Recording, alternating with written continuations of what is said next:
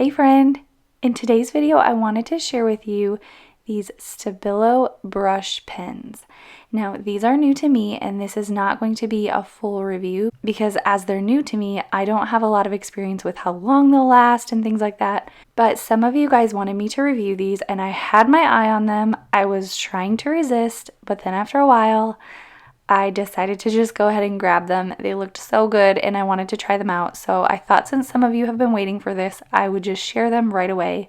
I believe this filming was either my first time using them or just very, very new to using them. So yeah, these are new to me as well. They are called the Pen 68 brush.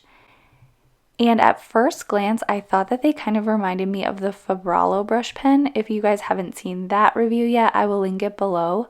But I really love that one because of the in-between size, and I felt the same way about this one.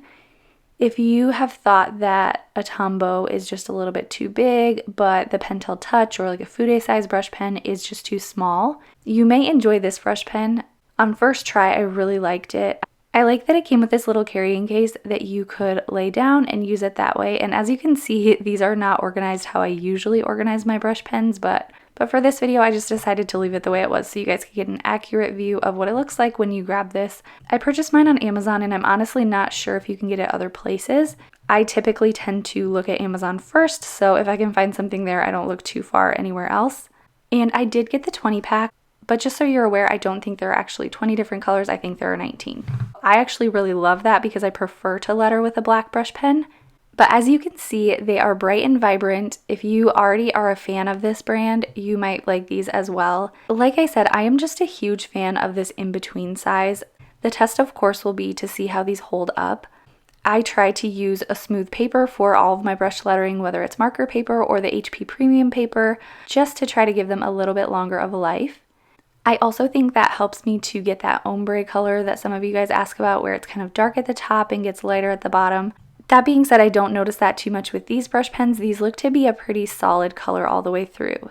But they are bright and vibrant, so if that is your thing, you may really love these. And I just thought that I would try out the alphabet for you to give you a kind of a comparison. If you guys want me to compare these with specific brush pens in a full review, let me know which ones you would like to see them next to. I definitely think I need to do a side-by-side with these and the Stabilo brush pens just because, like I said, they did kind of remind me of each other. That being said, I did not do a side-by-side comparison yet, even in my own testing, so I can't say that they are like similar or anything. They just reminded me of each other. I think because of that medium brush tip size. So yeah, these are some of my first impressions. I haven't practiced with these a whole ton, but I did want to just hop on here and show them to you in case you've been waiting for this video. If you have any specific questions, feel free to leave them in the comments below, and I will either try to do a full review or show these over my Instagram stories and write up a blog post about them for you. So yeah, if you have any questions, leave them below, and if you're not already following me on Instagram, you can do that over at How to Hand Letter. And if you are just wanting to learn how to hand letter, you can join my free 7-day hand lettering course at howtohandletter.com/mini course. Otherwise, thank you so much for watching. I really appreciate it, and I will see you in my next video.